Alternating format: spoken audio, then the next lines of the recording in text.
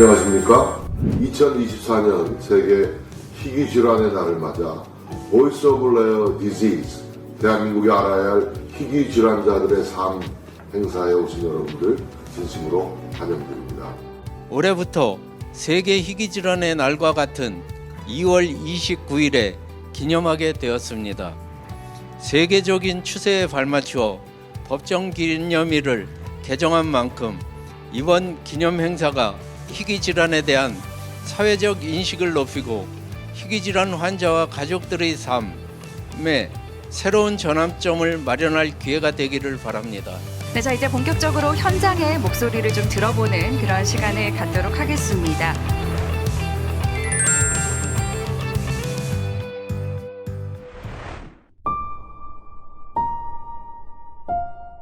저는 27살 송혜린입니다.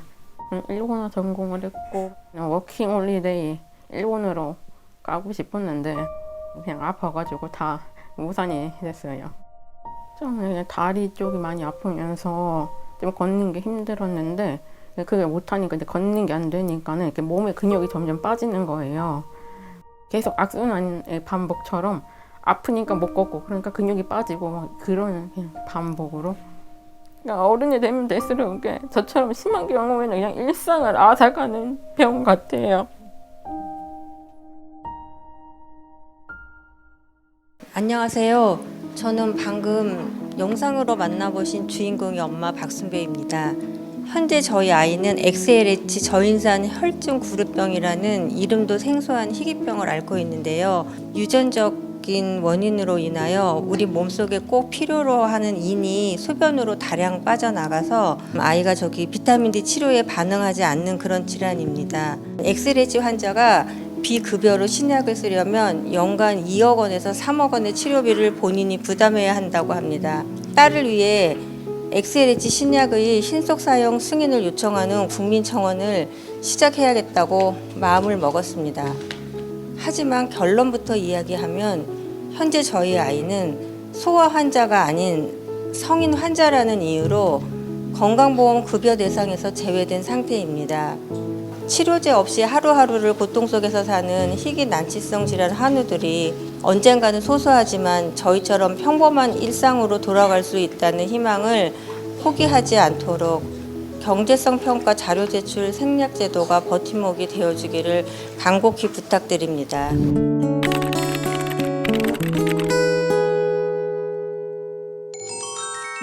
안녕하세요. 저는 현재 21살 대학교 3학년 딸아이를 키우는 아빠입니다. 아이는 밤새 온몸의 상처로 인한 가려움으로 잠을 설치다 힘겨운 아침을 맞이합니다. 매일 아침 아이의 온몸에 전신 드레싱을 합니다. 아이의 비명과 울음이 폭발하는 고통의 시간입니다.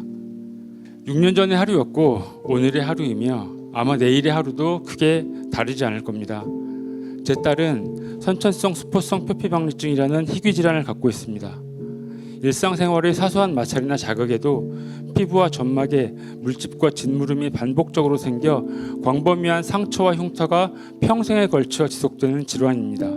겉으로 드러난 피부 외에도 구강 내부와 식도, 안구, 점막, 내부 장기에 이르기까지 상처와 염증이 침범하지 않는 부위를 찾기 힘들고 그 통증 또한 3도 화상에 버금가는 매우 고통스러운 질환입니다. 정형외과에서도 이 정도 활동 반경이면 장애 진단을 받을 수 있을 거라고 하셨으나 결국 각도가 조금 모자라다는 이유로 장애 판정을 못 받았습니다. 그럼 어떻게 제 딸은 장애인이 되었을까요? 우연히 다른 문제로 찍은 엑스레이에서 심한 척추측만이 발견됐기 때문입니다. 희귀질환을 갖고 있지만 건강한 사회인의 한 사람으로 살아가고자 하는 꿈을 가지고 그 꿈을 키우는 사람들 곁에 국가가 희귀질환 그 자체로 장애인 등록을 할 수 있고 그에 대한 직접적인 도움을 줄 수 있는 정책적 대안을 제시해 주시길 간곡히 부탁드립니다. 저는 이제 결혼 3년 차가 되어가고 있는 한 가정의 남편인 문진욱입니다. 올해 저희 부부에게는 꼭 이루고 싶은 한 가지 소망이 있습니다. 바로 건강한 아기를 갖는 것입니다. 저는 유전성 망막 디스트로피라는 희귀 질환을 앓고 있습니다. 유전자 이상으로 인해서 망막에 이 세포들이 이제 죽는 그런 질환을 말합니다. 핸드폰 액정 화면에 검은색 구멍이 생겨서 그곳으로 드라마를 본다고 상상하시면 좀 이해가 되실 것 같습니다. 진단명에서도 알 수 있듯이 유전성 망막 디스트로피는 자녀에게 50%로 유전이 될 수 있는 우성 유전 질환입니다. 아이를 포기하고 싶진 않았기에 방법을 찾던 중에 착상 전 유전 진단이라는 검사법을 알게 되었습니다. 드디어 방법을 찾았다고 생각하고 병원을 찾았는데 또다시 이제 난관에 봉착했습니다. 제가 앓고 있는 유전성 망막 디스트로피는 그 정부가 지정한 착상 전 유전 진단 대상에 없는 질환이었기 때문입니다. 저희는 2023년 1월에 마지막으로 보건복지부에 민원을 제기했습니다. 그 보건복지부의 민원 검토 결과 유전성 망막 디스트로피 환우들도 착상 전 유전자 진단을 받을 수 있게 되었습니다. 어느 부모가 자신의 질병을 자식에게 대물림하고 싶을까요? 희귀 질환을 앓고 있는 사람들에게도 자녀 계획은 있습니다.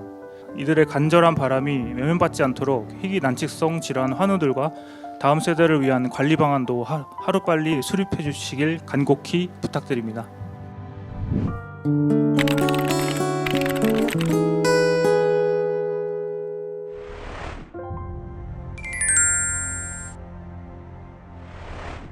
진단을 받아도 이제 치료제가 또 없는 경우도 굉장히 많지 않습니까? 저희가 아까 이제 사례에서도 이야기를 들었지만 심지어 치료제가 나와도 이 약을 사용할 수 없는 그런 어려움도 있는데요. 우리가 유전 질환 그러면 한 몇 개가 있을 거라고 예상이 되세요? 유전 질환 몇 몇 개가 있을까요? 있을까요? 한 7,000개 정도 있어요, 유전 질환이. 그럼 우리나라에 알려져 있는 유전 질환 한 몇 개 될 거라고 생각이 되세요? 2,000개가 채 안 돼요. 그럼 나머지 5,000개는 어디 있을까요? 그 환자분들은 어딘가를 이제 떠돌 수 있고, 이걸 우리가 진단 방랑이라고 얘기를 하죠. 우리나라에 처음 나오는 그런 질환들이 한두 명씩 나올 텐데, 그럼 그런 질환들을 국희기 산정 특례에 등록을 해달라고 신청을 하면 가령 우리가 200개 정도를 매년 신청하거든요. 그 중에 한 몇 개가 나라에서 등록을 해줄 거라고 생각하세요? 한 10% 될까요? 네, 거의 그렇습니다. 네. 한 50개? 나머지는 다 탈락이 되는 거예요. 그럼 그 환자분들은 진단명도 없이 나라 지원도 못 받고 이렇게 떠돌아지는 그런 상황일 때, 이 유전 질환 중에 치료제가 몇 퍼센트 정도에 있을 거라고 생각하세요? 채 5%가 안 돼요. 그 치료제가 있는 경우를 제외하고 훨씬 더 많은 분들은 치료제도 없는데 나라에서 지원도 못 되는 거예요. 그 다음에 그나마 나은 것이 이제 치료제가 나와 있는 상황인데, 어떤 신약이 개발되고 그러면은 항상 미국이나 유럽 중심에서 먼저 시작이 됩니다. 그래서 이제 그렇게 되고 FDA 허가가 되고, 그런 다음에 이제 우리나라에 올 수 있는 기회가 주어지게 되는데, 그 시간이 너무 길어요. 기본적으로 약값이 너무너무 비싸요. 그러다 보니까 이제 국가에서도 이거를 선뜻 이렇게 어떤 국가 의료보험 체계에서 적용해서 해주기가 너무 어려워지는 거죠. 이거는 사실 그 뭐 정부가 뭐 정부만 노력해서 될 일도 아니고, 그 실제로 그 약을 만들고 있는 그 제약 회사와 함께 이거를 같이 노력해서 이거를 해결을 해야 됩니다. 감기는 여러분들 병원에 가면 보장이 너무 좋잖아요. 전 세계에 이렇게 보장률이 높은 나라는 없습니다.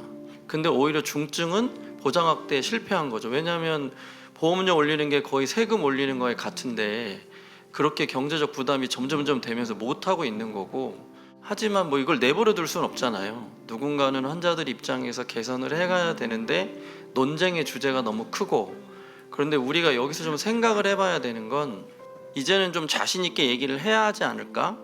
감기를 좀 줄이더라도 우리 애들을 좀 같이 살리는 게 어떨까요? 이런 얘기를 저는 본격적으로 꺼내야 되는 시점에 왔다고 생각해요. 어떻게 보면 희귀 질환에 대한 사회적인 인식 자체가 좀 변화될 그런 필요가 있다는 그런 생각이 드는데요. 가족들의 돌봄 부담이 너무 커 보이는 것 같은 그런 생각이 들었거든요. 저는 되게 심각한 문제라고 일단 생각합니다. 어떤 어머니가 이제 외래에 오셔서 맨날 우는 분이 계신데, 아니 희귀 질환들 얘기할 때 어머니 좀 가셔서 말씀하시지 왜 그러셨어요? 그랬더니 그 어머니 말씀이, 나는 24시간 애 옆에 붙어 있어야 돼가지고 그 공청회 갈 수도 없다. 너무 가슴 아프잖아요. 사회가 얘기를 들어줄 기회를 줘도 그분은 얘기할 수도 없는 거예요. 누가 찾아가서 물어보지 않는 한. 그게 현실인 것 같아요. 제도적으로는 중증 희귀 질환 지원사 이런 거를 만들어야 될 것 같아요. 장애인 활동 지원사처럼. 그리고 중증 희귀 질환 개인 예산 제도, 이 장애하고 똑같은 거거든요. 그래서 그 장애인 제도를 그대로 이름을 바꿔와 가지고 이쪽에 넣는 별도의 제도를 만들되 그것이 장애인들과 동일한 혜택을 받을 수 있게 해주는 방법, 제가 생각할 때는 그것밖에는 현재는 없어 보입니다. 희귀 난치성 질환이라고 하면 유전되는 병 이렇게 생각하는 경우가 많은데요. 그렇다 보니까 이제 아이를 낳아야 할지 고민하시는 분들도 많으신 것 같습니다. 이런 고민을 덜어줄 수 있는 방법이 좀 있을까요? 시험관하기를 통해서 PGT라는 착상전 유전 검사, 예전에는 PGD라고 했습니다. 그 방법을 통해서 건강한 아기를 가질 수가 있습니다. 저희 나라에서 20년 전쯤에 생명윤리법이 생기면서 배아 및 태아에서 유전자 검사를 할 수 있는 유전 질환의 목록이 만들어졌습니다. 그 당시 만들어진 허용된 질환의 수는 64개였습니다. 지금 현재 한 20년이 지나서 209개로 늘어났습니다. 역시 7,000종에 비해서는 너무 적은 숫자죠. 여기에 등록되지 않은 질환을 갖고 있는 분들은 보복부에 추가 신청을 해야 됩니다. 홈페이지에 들어가서 그것을 허용해달라고 요청을 해야 됩니다. 그러면 이제 그 답이 와서 그 서류를 가져오면 저희가 시작을 할 수가 있습니다. 그래서 좀 한계가 많죠.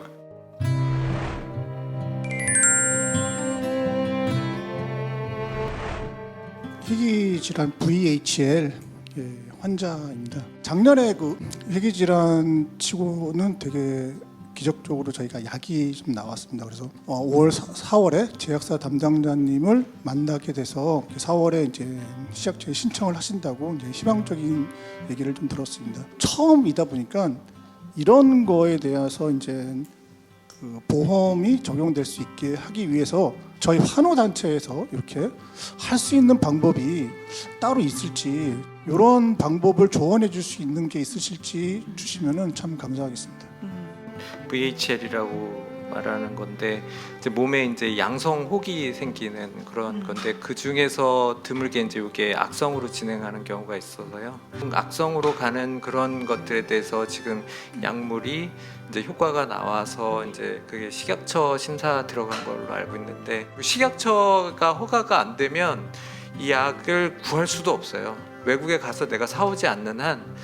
그런 부분에서 참 안타까운데 이게 굉장히 많은 부분에서 노력이 필요해요. 일단 제약회사의 노력이 필요하고 동정적 사용 프로그램이라는 것이 있거든요. 그래서 이제 어떤 허가가 되거나 이러기 전에 꼭 필요한 환자분들한테 먼저 제공해주는 그런 프로그램이 있어요. 그런 부분도 중요하고 환자 그 단체에서도 좀 도와주셔야 될 것 같고 국민권익위에 이렇게 질의를 내고 이런 것들이 있기는 한데 사실 굉장히 많은 그런 주체들이 움직여야 됩니다. 그래서 많은 노력이 필요하기는 해요.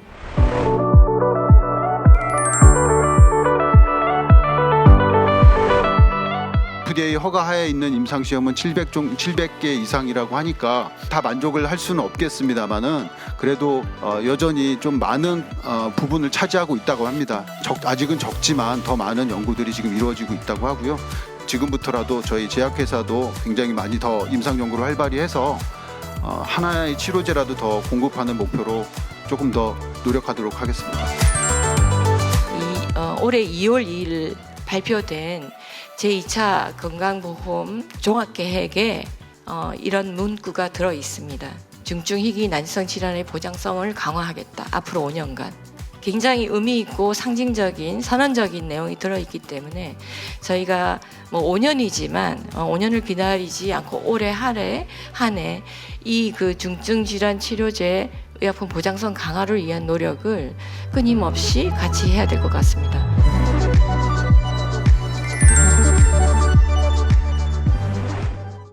좀 더 많은 사람들에게 친근하게 이 이야기를 전달할 수 있는 방법은 없을까? 이 연합회에서 고민한 끝에 조금 특별한 캠페인을 하나 마련했다고 합니다. 아마 국민토끼 베니라는 캐릭터 많이들 알고 계실 텐데요. 저는 2달 때부터 소리를 듣지 못하게 되었고 8달에서 7달이 된 언어를 배우게 됐다 했고 남들보다 항상 2배로 열심히 살아왔다. 하지만 사회는 2배로 열심히 하면 되는 게 아니라 남들보다 2배로 강해야 한다는 걸 깨닫게 되었다. 세상에 나와보니 너를 원하는 곳이 한 군데도 없었다. 간절한 마음을 담아서 너가 나한테 많이 들어주면 좋겠다. 그 생각으로 토끼에게 더 밴을 만들어줍니다. 1%의 희망, 희망의 날개가 되어서 힘껏 펼쳐지고 100% 이루어질 거예요 라는 메시지를 담은 그런 이미지라고 합니다. 베니가 혼자 있었어요. 작은 별에 홀로 있던 베니가 아무도 그 자신의 외로움을 알아주지 않아서 오랜 시간을 눈물로 지냈는데 앞날도 보이지 않던 사막에서 짙은 안개 속으로 살아가던 어느 날 천사가 다가와 줍니다. 감사합니다. 네.